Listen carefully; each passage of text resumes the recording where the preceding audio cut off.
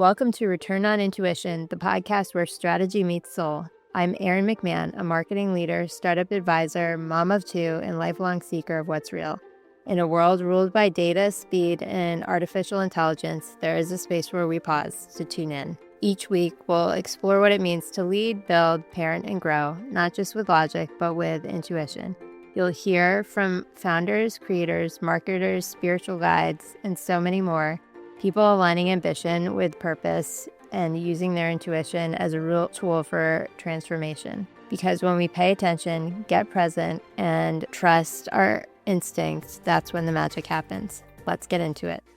Welcome, everyone, to Return on Intuition, where we explore the inner workings of our mind, energy, and how we navigate the signals we receive. Today, we're tackling the basic, by definition, of the podcast, intuition. We often hear about trust your gut, but how do we know it's truly intuition guiding us forward or just something like anxiety holding us back? So we're going to dive deep into this question and draw on insights from various sources. So first, let's start by defining what intuition might be. Basic Oxford Dictionary term says the ability to understand something immediately without the conscious need for reasoning. And just this definition is fraught because it is understanding something immediately, thinking about something immediately, but then not having the reasoning component. And life, our society very much relies on reasoning. Give me an explanation for why you did this. Let's walk through the logic of it, especially in business, but certainly in life too. Why are we making this decision? How can you explain it to somebody else?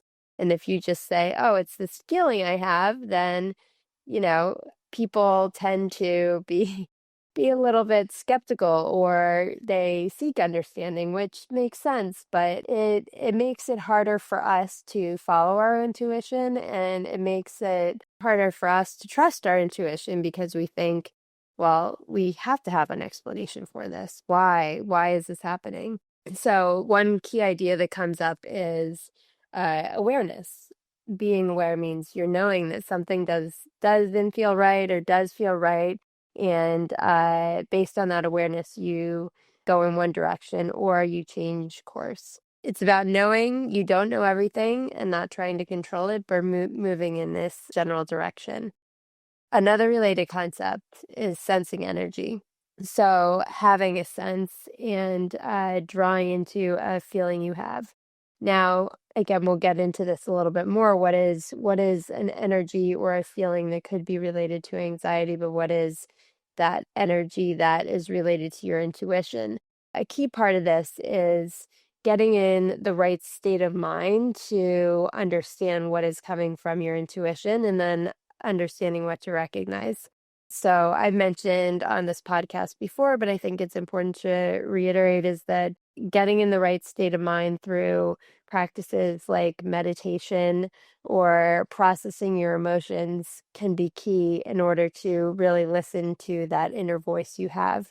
So processing, not suppressing emotions, is very important. That can help you get to a centered place.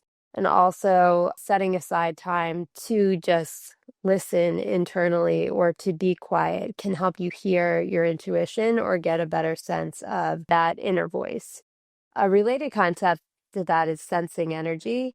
And I found this interesting was Gabor Mate, who said children, particularly those with ADD or ADHD, are often processing and absorbing energy nonverbally. And I think it's more obvious with them because of how they are engaging and reacting to the world. But we are all processing and absorbing energy that we may not consider, may be top of mind because we think very verbally. We see things that come through our five senses, but there's energy and there's other forces at play that are connecting with us that then can inform our intuition. And it's important to be aware of that. So intuition seems to connect an expansive awareness, a capacity for sensing subtle energy, and an inner knowing that guides us when we are truly present. So it's involved with perception, creating reality rather than reality creating perception.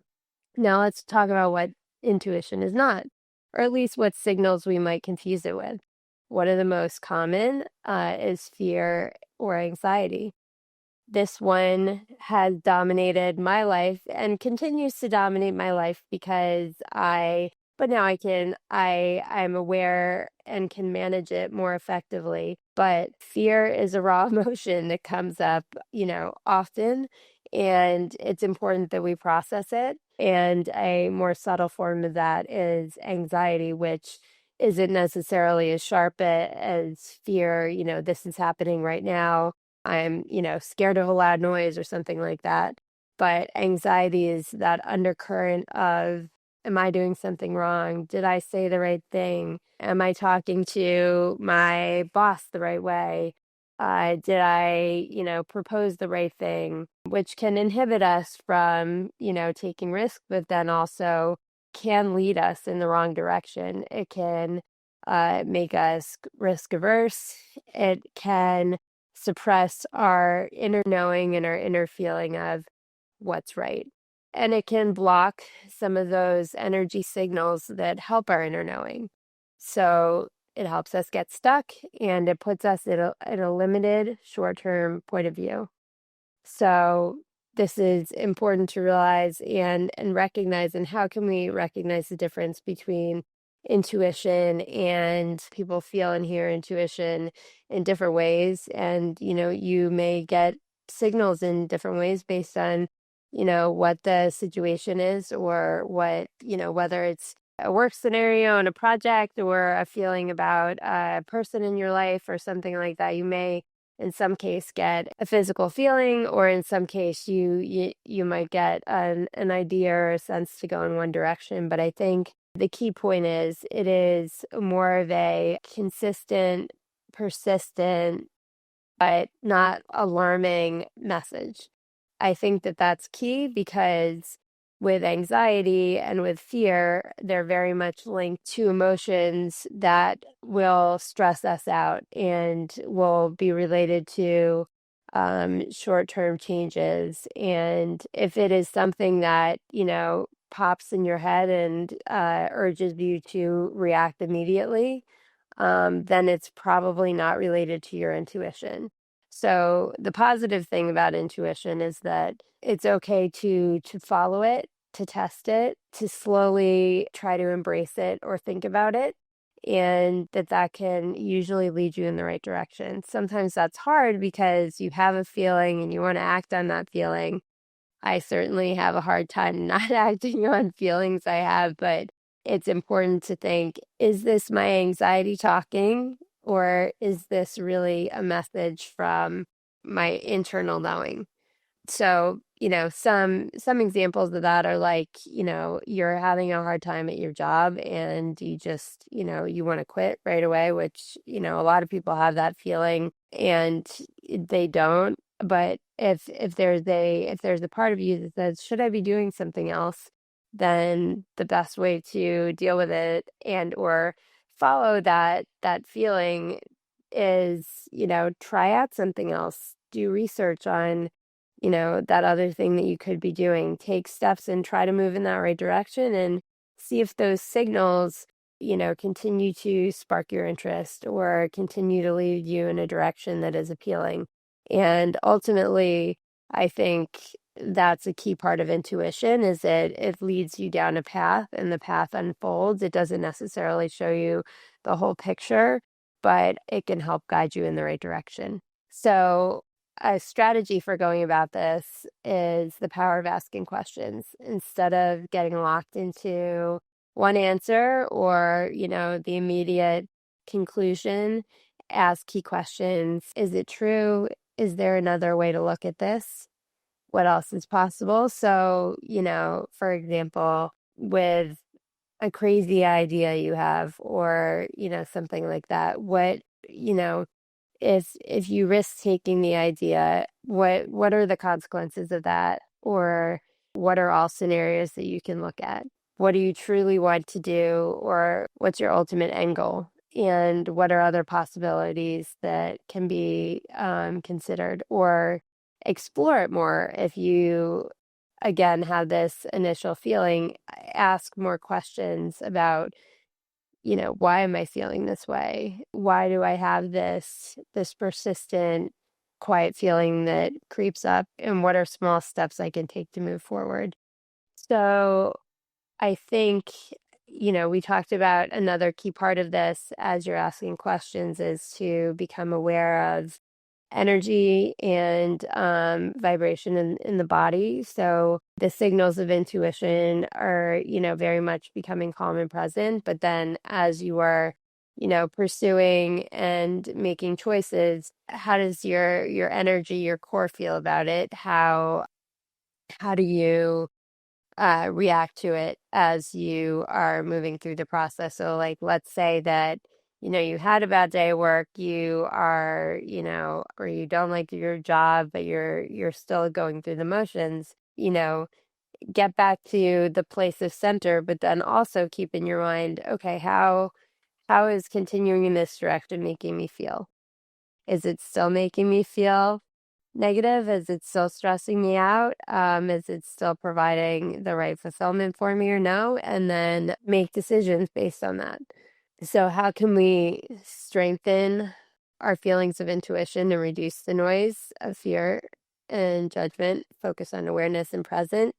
Key part of that is literally just, I've mentioned breath work before, but my favorite is the box breath, breathing in for 4 counts, holding your breath for 4 counts, breathing out for 4 counts, and then holding your breath after the out breath for 4 counts. And doing that for just a few cycles can help regulate and balance your emotions so you can help balance and connect. The other key thing for listening to intuition is letting go of some of those external signals, which is very difficult. And that includes the judgment that you have that you think is, that you're anticipating the outside world will have, and let go of what the competition and or what others externally may think.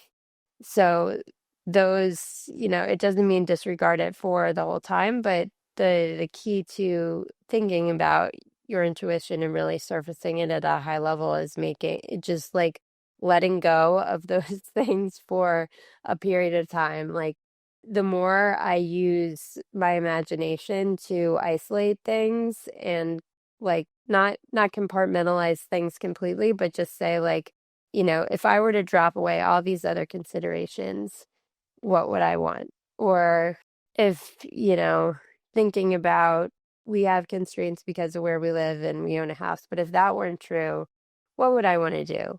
And then, once you get that sense, which helps you tune into what you really want, it can then lead you to distill why you want that. And then you can slowly build other things back in.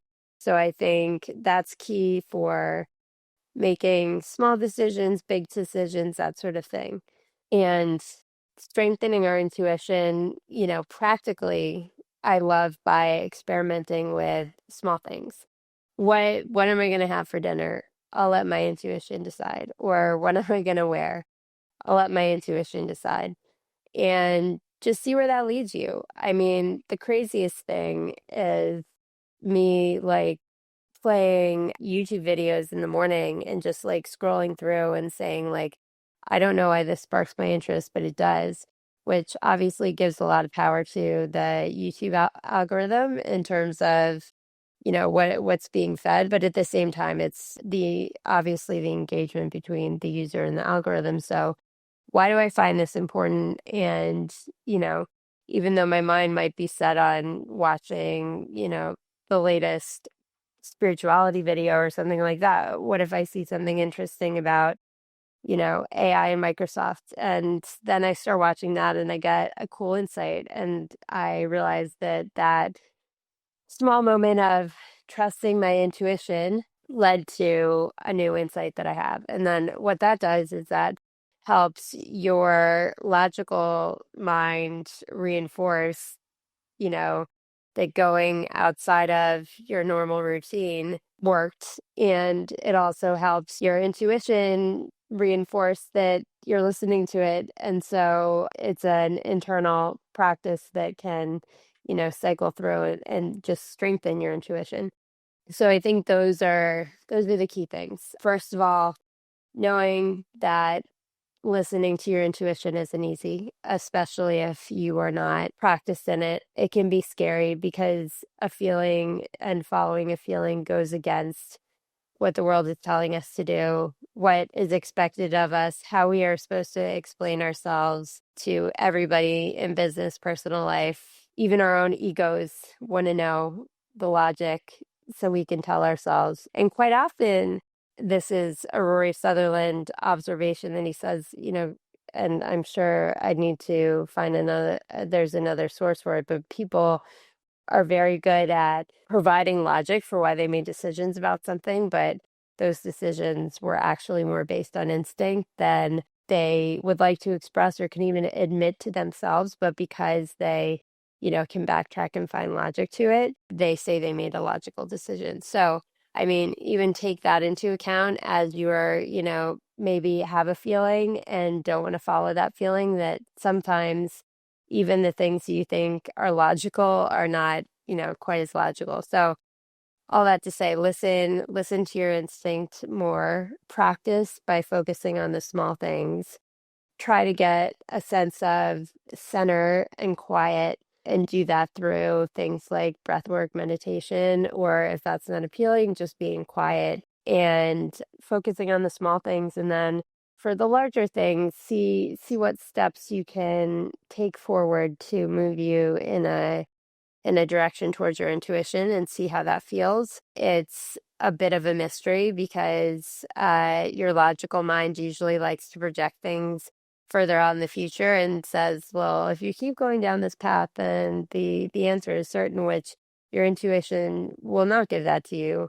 But the reality is that even if you follow your logic, the future is not certain anyway. So, that's a little bit of a fallacy and a trick that our brain plays on us.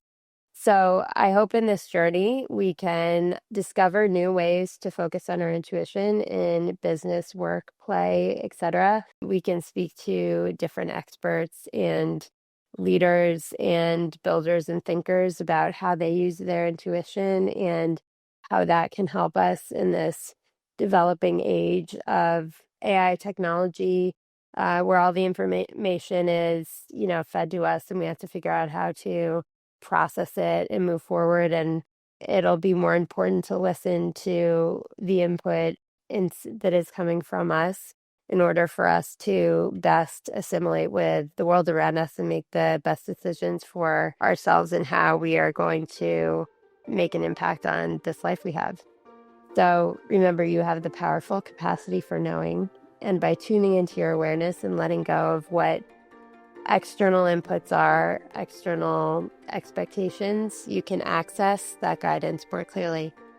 So thanks for joining us for Return on Intuition, and I will see you next time. Thanks so much for tuning in to Return on Intuition. If something sparked your curiosity or lit you up, I'd love to hear from you. Share the episode, leave a review, or DM me with what landed. Your feedback helps shape where we go next. And remember, the best decisions don't just come from what you know, they come from what you feel. So take a breath, trust yourself, and keep following the moments that feel like magic. I'll see you next time.